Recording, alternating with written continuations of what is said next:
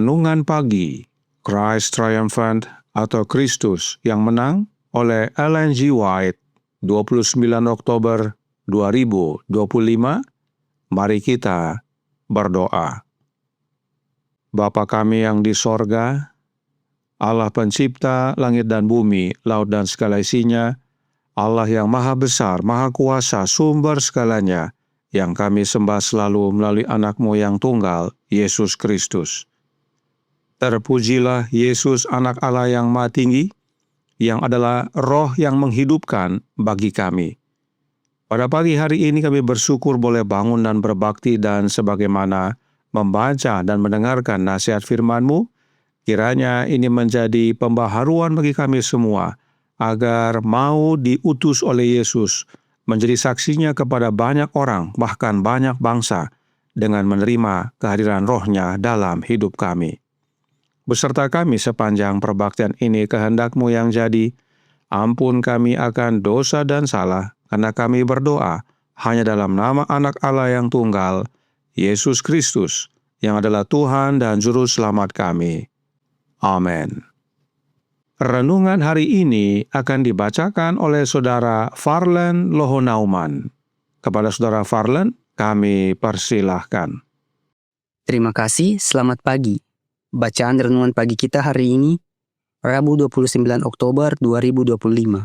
Berjudul, Saulus menjadi Paulus, Rasul bagi bangsa-bangsa non-Yahudi. Ayat intinya terdapat di dalam Kisah Para Rasul 9 ayat 4 dan 5.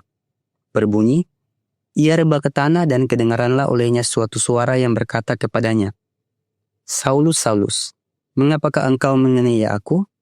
Jawab Saulus, siapakah engkau Tuhan?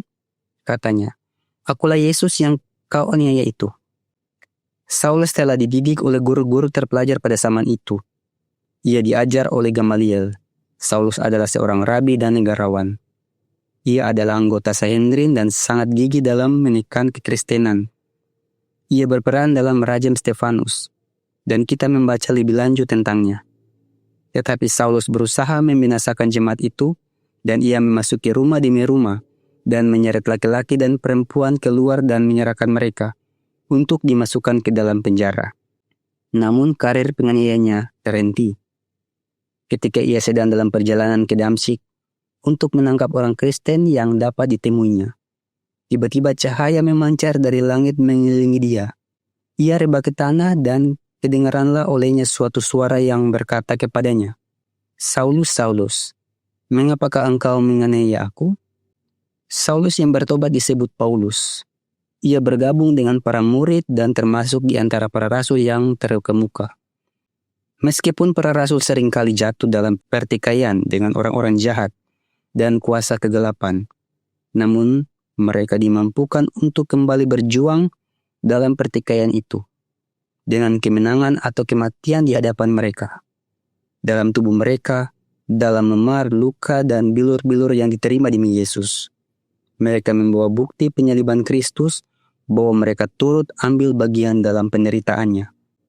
Pembebasan dan pemeliharaan mereka di bawah berbagai kesulitan dan pencobaan menjadi saksi bahwa Yesus hidup, dan karena kuasanya mereka pun hidup.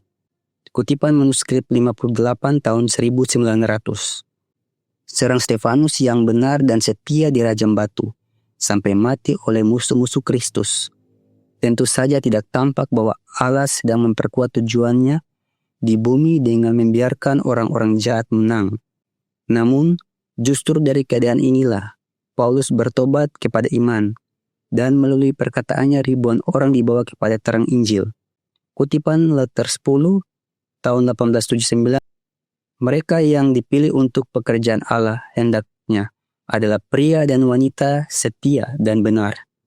Pekerja yang dapat diajar oleh Allah, yang akan membagikan apa yang mereka terima, mewartakan kehendak Allah tanpa syarat, menunjukkan jalan yang lebih baik kepada semua orang yang mereka temui.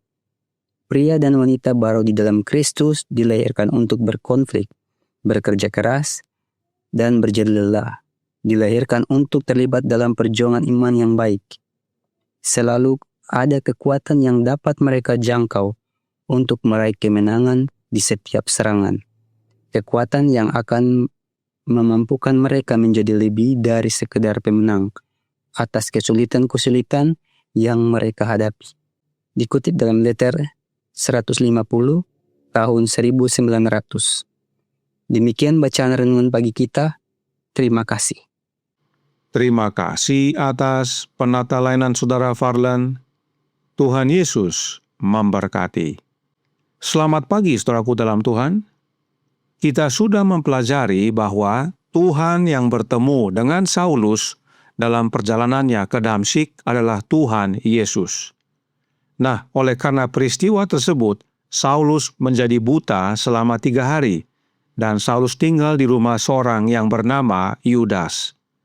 Perhatikan yang berikut ini dalam Kisah 9 ayat 10 dikatakan, di Damsyik ada seorang murid Tuhan bernama Ananias. Firman Tuhan kepadanya dalam suatu penglihatan, "Ananias," jawabnya, "Ini aku, Tuhan." Siapakah Tuhan yang dimaksudkan? Tuhan yang sama yang bertemu dengan Saulus, yaitu Tuhan Yesus.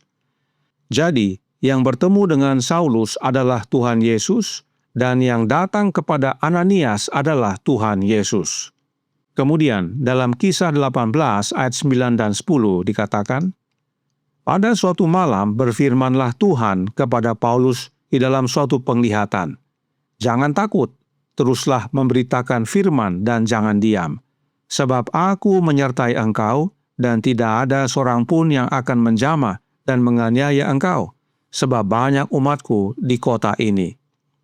Tuhan yang mana yang berbicara kepada Paulus dan yang menyertai Paulus? Tuhan Yesus tentunya. Sebab Yesus telah berjanji untuk menyertai umat-umatnya sampai kesudahan, dan Yesuslah yang bertemu dengan Paulus saat dia menuju Damsyik. Jadi, yang berbicara kepada Paulus dalam suatu penglihatan adalah Tuhan Yesus. Ingat kembali yang berikut ini dalam Kisah 23 ayat 11. Pada malam berikutnya, Tuhan datang berdiri di sisinya dan berkata kepadanya, "Kuatkanlah hatimu, sebab sebagaimana engkau dengan berani telah bersaksi tentang aku di Yerusalem, demikian jugalah hendaknya engkau pergi bersaksi di Roma." Siapakah yang Paulus saksikan waktu di Yerusalem?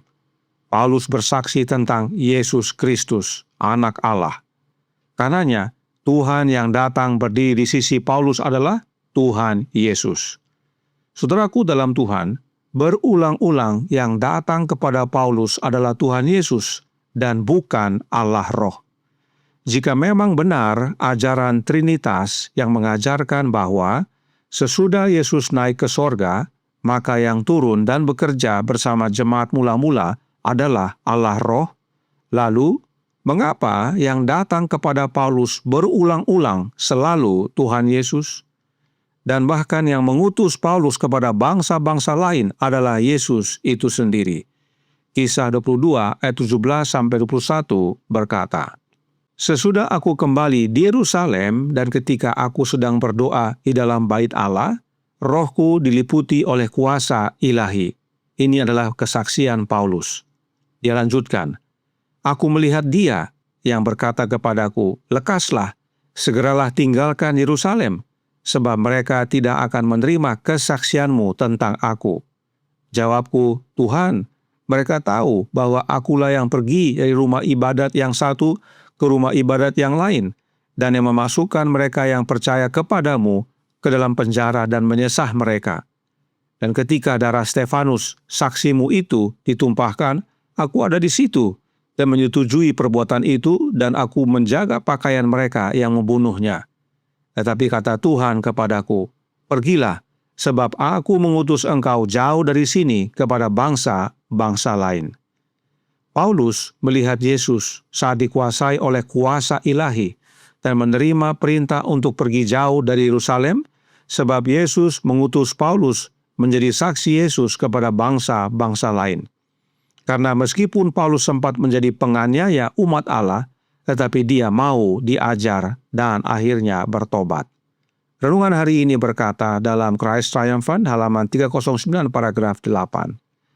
Mereka yang dipilih untuk pekerjaan Allah hendaknya adalah pria dan wanita yang setia dan benar, pekerja yang dapat diajar oleh Allah yang akan membagikan apa yang mereka terima, mewartakan kehendak Allah tanpa syarat, menunjukkan jalan yang lebih baik kepada semua orang yang mereka temui.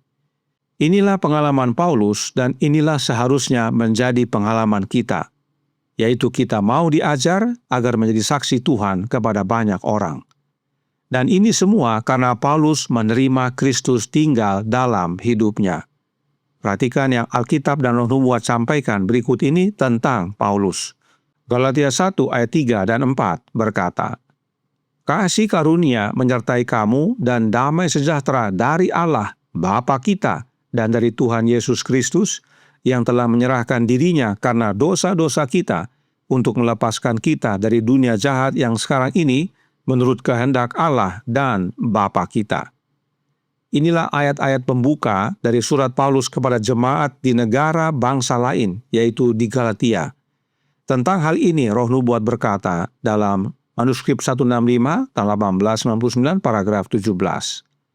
Betapa bijaksananya Paulus dalam menggambarkan karakter kebapaan Allah. Ia memahami, seperti yang kini hanya sedikit orang yang memahaminya, makna kata-kata Bapa kita. Ia, yaitu Paulus, begitu dipenuhi dengan Roh Kristus sehingga ia memahami hubungan Allah dengan manusia.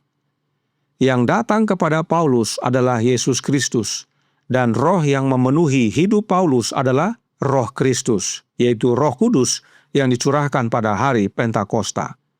Tidak ada Allah Roh dalam kehidupan Paulus, tetapi Yesus. Itu sebabnya masih dalam surat yang sama kepada jemaat Galatia, Paulus berkata dalam Galatia 2 ayat 20, "Namun aku hidup, tetapi bukan lagi aku sendiri yang hidup, melainkan Kristus yang hidup di dalam aku. Dan hidupku yang kuhidupi sekarang di dalam daging adalah hidup oleh iman dalam Anak Allah yang telah mengasihi aku dan menyerahkan dirinya untuk aku."